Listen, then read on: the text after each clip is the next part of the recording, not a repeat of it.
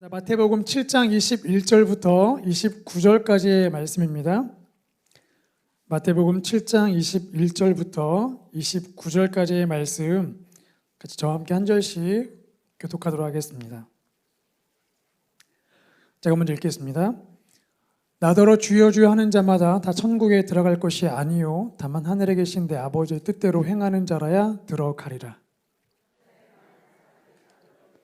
주여 주여 우리가 주의 이름으로 선지자 노릇하며 주의 이름으로 귀신을 쫓아내며 주의 이름으로 많은 권능을 행하지 아니하였나이까 하리니 그때 내가 그들에게 밝히 말하되 내가 너희를 도무지 알지 못하니 불법을 행하는 자들아 내게서 떠나가라 하리라.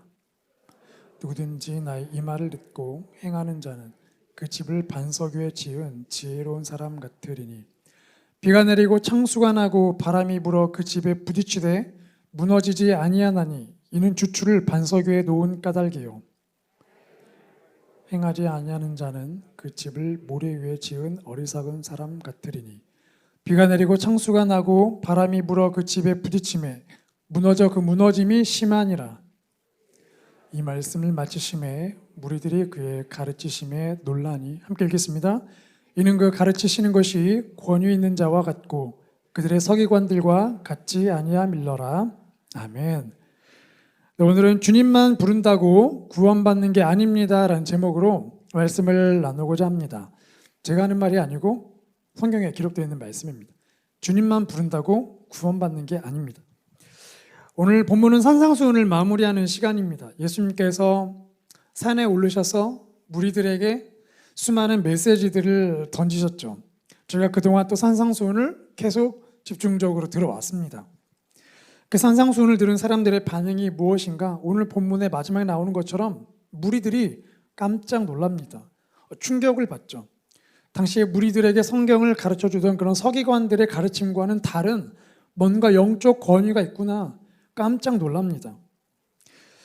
그러면서 그 영적으로 큰 충격을 받은 듯 하죠. 그런데 그 말씀을 듣고 난 후에 그들의 삶은 어떻게 되었을까? 무리들이 그 말씀을 들었는데 그 말씀을 듣고 영적으로 충격을 받았는데 이후에 그 무리들이 아니라 다른 사람으로 바뀌었나? 제자로 바뀌었나? 아니면 여전히 무리로 살고 있나?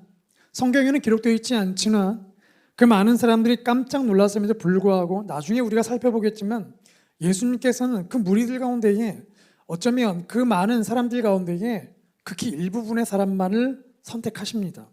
그리고 그들에게 예수님을 따르는 길을 초청하시고 함께 가시게 되죠.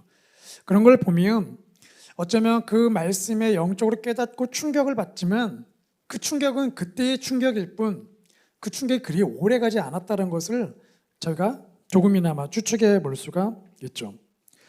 오늘 우리가 이제 이 산상수훈의 마지막 말씀을 들으면서 오늘 우리 성도님들의 삶이 특별히 이곳에 예배하러 오시고 또 영상으로 예배를 드리는 성도님들의 삶이 무리의 삶에서 무리로 끝나지 않고 무리에서 제자의 삶으로 조금씩 변화되어져 가기를 소망하고 축복합니다. 또 혹시 제자의 삶을 살고 계신 분이 있다면 주께서 기뻐하시는 더 큰 제자의 모습으로 한 걸음 살아가는 오늘 귀한 또 출발점, 전환점이 되기를 축복합니다. 프랑스의 소설가인 모파상이 쓴 소설 중에 목걸이라는 소설이 있습니다.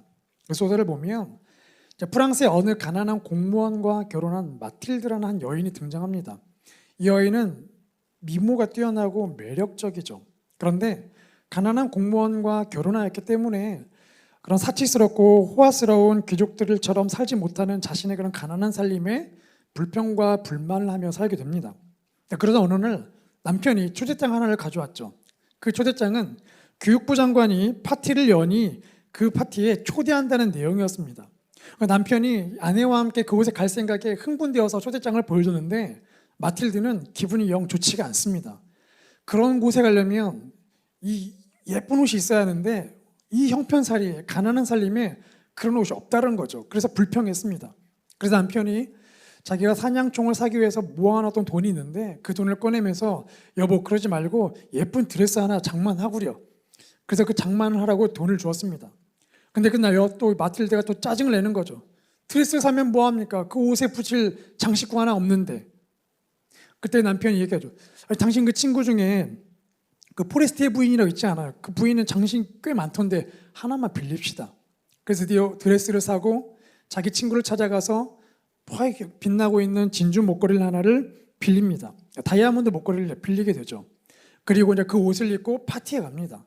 그 파티에 있는 수많은 사람들이 이 마틸드의 모습을 보고 시선을 다 빼앗기게 되죠.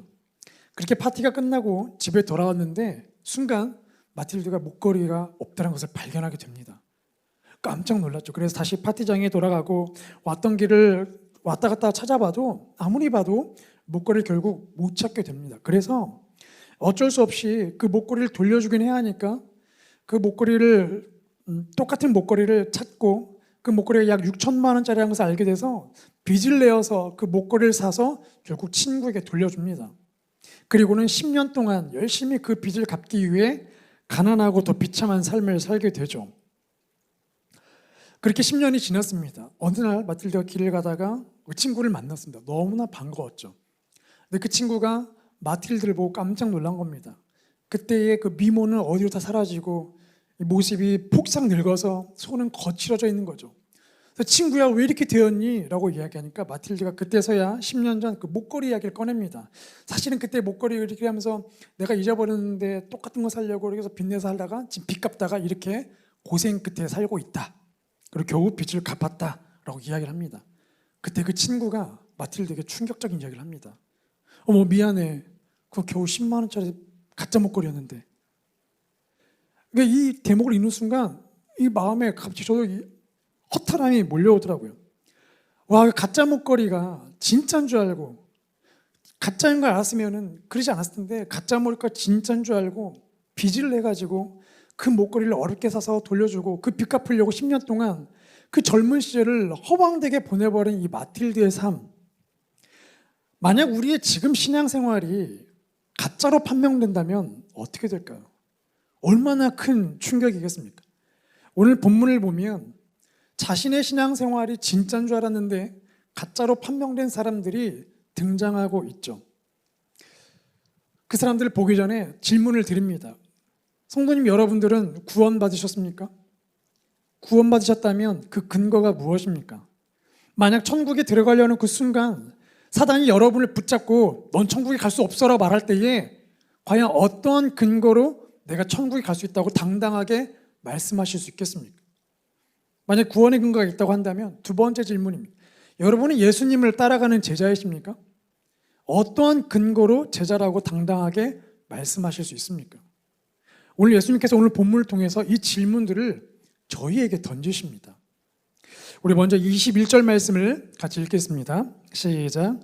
나더러 주여 주여 하는 자마다 천국에 들어갈 것이 아니요 다만 하늘에 계신 내 아버지의 뜻대로 행하는 자라야 들어가리라.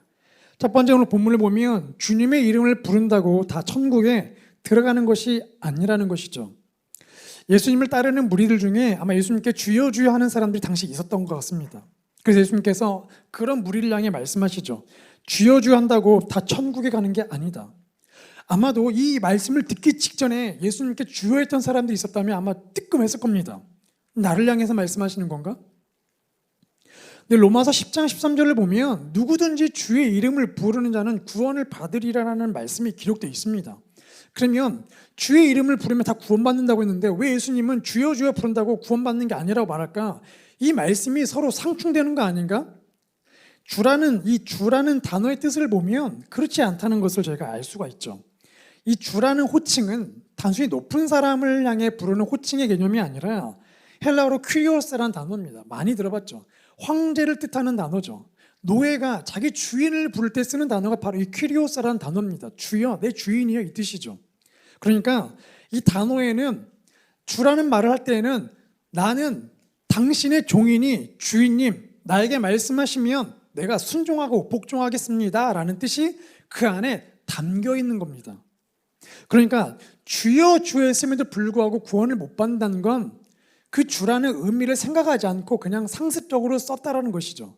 말만 그렇게 주인님 주인님 불렀지 실상 자기 삶에서는 주인이 뭐라고 하든 상관없이 자기 마음대로 자기 뜻대로 그냥 자기 삶을 살았다는 것입니다. 예수님을 주인으로 모시지 않으면서 주인이라고 말하는 그 가식적인 삶, 그렇기 때문에 구원을 못 받는다는 것이죠. 특별히 본문에 보니까 주여도 한 번이 아니고 주여 주여 두 번이나 말하는 그 열정적인 사람, 그렇게 열정적으로 주를 부른다고 할지라도, 그러나 결코 예수님을 향해서 열정적인 신앙을 표현한다 할지라도 구원받지 못할 수도 있다라는 것이죠. 저희도 기도할 때 주여 합니다. 저희가 금방도 찬양 끝나고 나서 주여 한번 부르고 기도했습니다. 그때 그 주여라고 할 때에 어떠한 울림이 있으셨습니까? 또 어떤 교회에서는 주여 삼창하죠. 주여 삼창하 기도하겠습니다. 마치 주님이라는 단어가 어떤 주문처럼 삼창이라는 말, 어떻게 생각해 보면 어떻게 주님의 이름을 삼창이라고 할까? 물론 거기는 3번 부른다는 한문의 뜻이긴 하지만 과연 삼창할 때에 그 주인이라는 뜻이 담겨져 있어서 말하는 걸까? 아니면 어느새 우리 안에 습관되어져 버린 호칭일까? 그렇기 때문에 우리가 아무리 기도할 때 주여 주여 하고 심지어 어떤 실수나 어떤 일이 벌어지면 아이고 주여 이렇게 말하지 않습니까? 저희 안에 아무리 습관적 이름에 이 주라는 단어가 붙었다 할지라도 예수님의 말씀에 의해 보면 그런 사람, 그런 호칭을 열심히 부르는 사람이랄지라도 천국에 못 갈 수도 있다는 것이죠. 저는 노예 생활을 해본 적이 없습니다. 다만 이제 군대에서 조금 경험해 본 게 있다면 훈련병 시절에 화장실을 가고 싶은데 그냥 가고 싶다고 가는 게 아니죠. 생리적 반응에 따라 자유롭게 행동할 수가 없습니다. 저기 교관님, 화장실 가도 괜찮겠습니까? 허락을 받아야만 갈 수 있는, 어떻게 보면 인권도 없는 삶 같은데 군대에서는 그렇게 허락을 받아야 이 생리적 욕구도 해결할 수 있다는 것이죠. 심지어 나무를 심어서 여기 심어라, 아이고야 잘못했다, 그거 뽑아 저쪽에다 심어라, 이런 말을 들어도 불평 없이 다시 뽑아서 저쪽에 심어야 하는 게 군인의 삶입니다. 그게 바로 이 복종하는 삶이죠.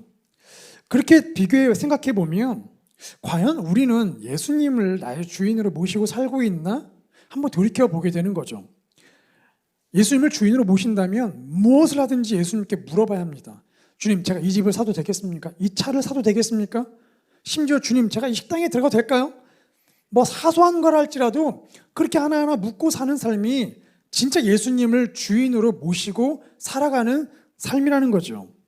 물어보지 않고 그냥 결정한다며, 심지어 다른 사람의 조언은 많이 구하는데 예수님께는 조언조차도 구하지 않고 결정한다면 어쩌면 그 사람은 예수님을 주인으로 모시고 살지 않는 사람일 수도 있다는 것이죠. 다시 표현하면 오늘 이 21절의 메시지는 바로 우리를 향한 것일 수도 있습니다. 주여 주여 하는 자마다 다 천국에 들어가는 것이 아니라는 것이죠. 우리도 이번 주 22절 말씀을 같이 읽겠습니다. 시작.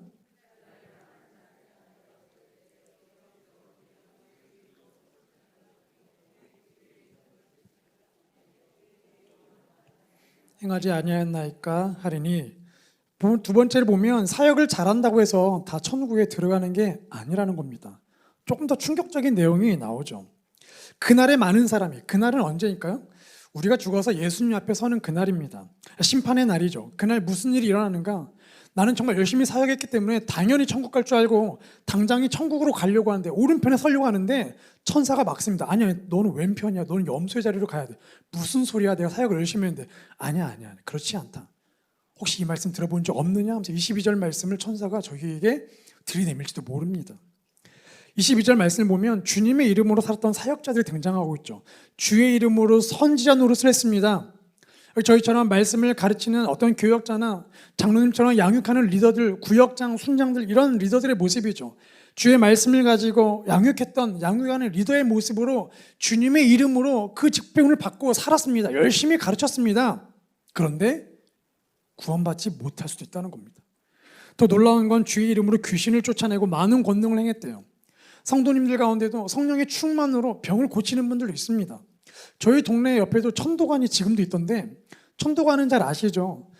성령의 능력을 받고 치유사를 받으신 분이, 장로님이 열심히 병을 고치다가 타락하셨죠. 지금도 이렇게 치유하고 있다고 그런 얘기를 얼핏 듣긴 했는데, 성령의 능력으로 사역을 열심히 한다고 해도 정작 심판날 예수님께서 나는 너희를 모른다라고 말씀하는 그런 일들이 일어난다는 것입니다. 성령님은 한계가 없습니다. 성령님은 믿지 않는 자, 구원의 확신이 없는 자 안에서도 역사하는 분이세요. 병 고침이 일어날 수도 있습니다. 그렇기 때문에 주님을 믿지 않는 사람들이 사역하는 것은 저희가 오늘 본문에서는 굳이 다룰 필요가 없는 것이죠. 오늘 본문에서 말씀하고 있는 건 주님의 이름으로 하고 있는 사역들, 그 현장들 속에서 일어나는 일들입니다. 주님의 이름으로 말씀을 연구하고 준비하고 말씀을 전한다 할지라도, 우리가 찬양팀이 되어서 악기를 열심히 준비하고 노래한다 할지라도, 또 성령의 능력으로 예배 사역을 감당하고 우리가 사랑의 마음으로 안내하고 봉사하고 심지어 선교 사역을 하러 간다 할지라도, 그 모든 게 주님의 이름으로 한다 할지라도, 물론 그 열심은 흔한 게 아닙니다. 제가 교회에서 보시면 아시겠지만 이 사역의 자리에 늘 하는 사람이 늘 그 일을 하죠. 이 사역 하시는 분이 저 사역도 하십니다. 그런 분들 보면 정말 그 열심과 열정을 보면 정말 신앙생활 저렇게 하는구나, 부끄럽다는 걸 느끼게 되죠. 그런데 충격적이게도 그렇게 열심히 사역을 한다 할지라도 마지막 날 심판대에 서면 너는 구원받은 게 아니야, 난 너를 절대로 모른다라고 외면을 당하는 일들이 생긴다는 것이죠.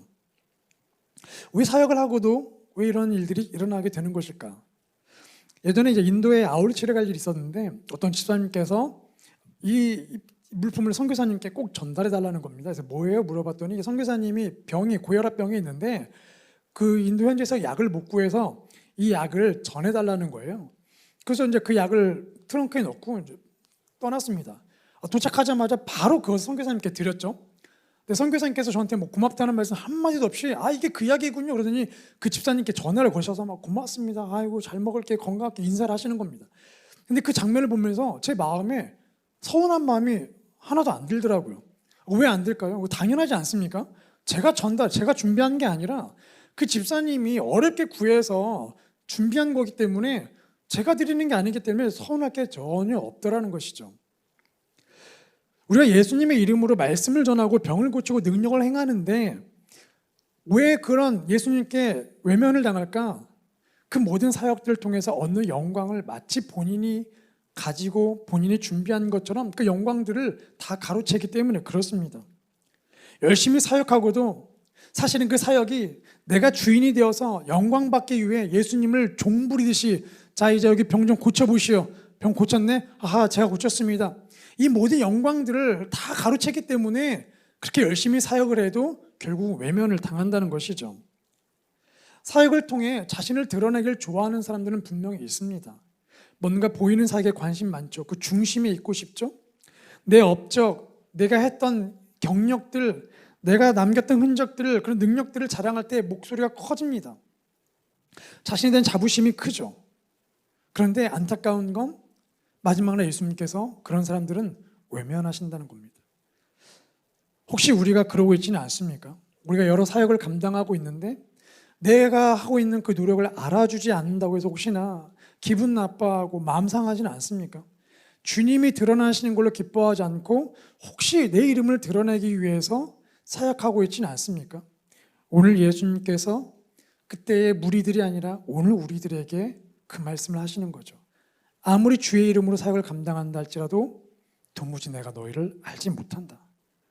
그렇다면 누가 천국에 들어갈 수 있고 누가 예수님이 알아주시나? 우리 23절 말씀을 같이 읽겠습니다. 시작. 그때 내가 그들에게 밝히 말하되 내가 너희를 도무지 알지 못하니 불법을 행하는 자들아 내게서 떠나가라 하니라. 오늘 본문 구절에 힌트가 있습니다. 바로 주님을 아는 사람이 천국에 들어간다는 것이죠. 오늘 본문을 보면 도무지 내가 너희를 알지 못한다라고 말씀하십니다. 도무지 알지 못한다. 이 알지 못한다는 건 과거형입니다. 지금 모른다는 게 아니라 과거에 내가 너를 안 적이 한 번도 없었다라는 것이죠. 주의 이름을 많이 사용하고 사람들이 놀랄 만한 큰 권능을 행했다 할지라도 그 행했던 과거에도 나는 너를 알지 못했다. 그래서 여기서 중요한 단어가 바로 이 알다라는 단어입니다. 이 알다라는 단어는 저희가 많이 들었던 히브리어로 야다라는 단어이죠. 지식적으로만 알고 있는 게 아니라 내가 경험해서 알고 있는 겁니다. 인격적으로 관계를 맺어서 알고 있는 거죠. 내가 어떤 집사님의 이름을 알고 있는 걸로 끝나는 게 아니라 그냥 교족부로 정보를 알고 있는 게 아니라 직접 만나서 차를 마시고 이야기를 나누면서 그분을 인격적으로 알아간 거, 바로 이것이 본문에서 말하는 예수님이 표현한 알다라는 단어입니다. 그게 충격적이죠. 예수님의 그 사역을 감당했는데 정작 그 사람은 예수님을 인격적으로 만난 적이 없다는 겁니다. 주님의 이름으로 귀신을 쫓아냈는데 정작 그 사람은 예수님을 인격적으로 만난 적이 없고 예수님과 친밀한 교제를 나눠본 적이 없다는 거죠. 그런데 그 일이 지금도 사역 현장 가운데 일어나고 있고 그 일들이 지금도 가능하다는 겁니다. 얼마나 무서운 말씀인가요? 결국 주님의 마음이 뭔지도 모르고 그 화려함만 보면서 자기가 원하는 것만 사역을 했던 사람, 그래서 예수님은 모른다는 것이죠. 그렇다면 주님을 인격적으로 만나고 친밀하게 아는 사람만 결국 천국에 들어갈 수 있다는 것이죠. 그러면 주님을 인격적으로 만나고 친밀하게 안다면 그런 사람은 어떠한 삶을 살 것인가? 오늘 본문 24절부터 27절까지 그런 사람의 삶을 모습을 보여주고 있습니다. 같이 읽겠습니다. 시작. 그러므로 이 말을 듣고 행하는 자는 그 집을 반석 위에 지은 지혜로운 사람 같으리니 비가 내리고 창수가 나고 바람이 불어 그 집에 부딪히되 무너지지 아니하나니 이는 주추를 반석 위에 놓은 까닭이요 나의 이 말을 듣고 행하지 아니하는 자는 그 집을 모래 위에 지은 어리석은 사람 같으리니 비가 내리고 창수가 나고 바람이 불어 그 집에 부딪힘에 무너져 그 무너짐이 심하니라. 아멘. 오늘 본문이 마지막 말씀을 보면 누구든지 어떠한 삶을 살든지 간에 모든 사람은 자기 인생에 비가 내리고 홍수가 불어닥치고 바람이 집에 부딪히는 때가 온다라고 이야기하십니다. 모든 사람은 이런 상황을 만나게 된다는 것이죠. 그런데 그 결과가 큰 차이가 있다라고 말씀하십니다. 누구든지 나의 이 말을 듣고 행한 사람, 이 산상수훈에 기록되는 수많은 말씀을 듣고 그대로 순종하는 사람은 결코 그런 상황 가운데에 무너지지 않을 것이다. 그러나 순종하지 않은 사람은 무너지게 될 것이다. 그러니까 주님의 이름을 그냥 부르는 게 아니라 주님 한번 부를 때에 그 주님의 이름의 의미를 알고 내 주인님이죠. 나는 종입니다. 그러면 주님이 말씀하신 거를 내가 듣고 들은 대로 행하겠습니다 라고 순종한 사람의 삶이 어떠한 폭풍에도 흔들리지 않는 삶을 산다는 것이죠. 감사한 건 본문의 순종의 횟수는 기록되어 있지 않습니다. 몇 번 순종해야 무너지지 않을 거라고 횟수는 기록되지 않고 순종한 사람이라고만 기록되어 있죠. 그러니까 단 한 번만이라도 예수님의 그 주의 이름의 의미를 알고 주님의 이름을 쉽게 부르지 않고 진정 의미 담아 불렀다면, 그래서 그 주인의 말씀에 순종을 한 번이라도 한다면 그런 사람의 삶은 폭풍이 불어닥칠 때에도 흔들리지 않는 삶을 살게 될 것이다 라고 말씀하십니다. 특별히 그 사람은 주추를 반석에 놓은 까닭이라. 반석은 믿음을 뜻하죠. 믿음이 무엇입니까? 하나님이 살아계신 것을 믿는 것이죠. 그 하나님이 나를 다스린다는 것을 믿는다는 겁니다. 몇 번 말씀드렸던 책이 있습니다. 팬인가 제자인가라는 책이 있죠. 카일 아이들먼이라는 목사님이 쓰신 책인데, 이 책을 보면 팬은 누군가를 열정적으로 좋아하는 사람을 팬이라고 하죠. 그래서 야구 경기를 보면 그 팀을 열렬하게 좋아하고 응원합니다. 실책하게 되면 아우 막 탄성을 저지르게 되죠. 어떤 사람은 아우 야유를 퍼붓기도 합니다. 이렇게 팬들은 자기 팀에 열심히 응원의 메시지를 보내죠. 하지만 중요한 건 이 팬들은 운동장에서 뛰지는 않습니다. 그 선수들이 승리를 얻기 위해서 뭔가 노력과 희생과 헌신을 다하지만 팬들은 그것을 하지는 않습니다. 그저 그 경기 결과에 따라 칭찬을 하거나 야유를 퍼붓는다는 것이죠. 그 팀이 너무나 성적이 저조하게 되면 나중에는 그 팀을 옮겨 타기도 합니다. 그래서 그것을 빗대어서 팬은 예수님의 존재를 믿지만 헌신과 희생을 다해 따르지는 않는다라고 이렇게 구분되어서 이야기를 하죠. 그래서 팬과 제자를 구분할 수 있는 근거가 무엇인가 여러 가지를 쭉 소개합니다. 무엇을 위해 돈을 쓰는가? 또 힘들 때 어디에서 위로를 얻는가? 친한 사람인가? 아니면 먹은 걸 통해서? 아니면 잠을 통해서? 이런 여러 가지 그 제시들을 합니다. 근데 그 중에 이제 이런 문장들이 있습니다. 우리 함께 읽겠습니다. 시작. 사람이 다급한 처지에 놓이게 되면 진정으로 믿는 대상이 드러난다. 인생의 쓴맛에 괴로워했던 순간을 떠올려 보라. 실직했을 때, 소중한 관계가 깨졌을 때, 시험에 망쳤을 때, 자신의 자존심이 무너졌을 때, 그때 누구에게 달려가는가? 그 답이 우리가 팬인지 제자인지 가짜 믿음인지 진짜 믿음인지를 보여준다. 우리가 인생에서 성공을 거두게 되면 너무나 기뻐합니다. 그런데 그 성공할 때 기뻐하는 근거가 무엇인가? 그 성공이 사라지고 그 성공이 무너지는 순간 드러나게 된다는 거죠. 인생의 절망의 순간에 드러나게 된다는 겁니다. 내 주인이 누구였는지가 드러난다는 거죠. 만약 예수님을 내 주인으로 모시고 그 승리의 순간에 기뻐했다면 그 승리의 순간, 그 승리의 능력이 나에게서 온 것이 아니라 주님에게서 왔다는 것을 알고 주님을 기뻐합니다. 그리고 그 승리가 순간 사라지더라도 마음에 요동하지 않죠. 왜냐하면 그 승리의 출처는 예수님에게 있기 때문이라는 거죠. 하지만 만약에 승리 출처를 나에게서 따지게 한다면 똑같이 기뻐하지만 승리가 사라지는 순간 절망하게 됩니다. 낙심하게 되죠. 그렇기 때문에 이 인생의 쓴맛을 느끼는 순간 과연 내가 누구에게 찾아가 있는가가 자신의 주인이 누구인지가 명확하게 드러나는 순간이라는 겁니다. 오늘 우리가 예수님 앞에 선다면 예수님께서 우리에게 어떠한 말씀을 하실까요?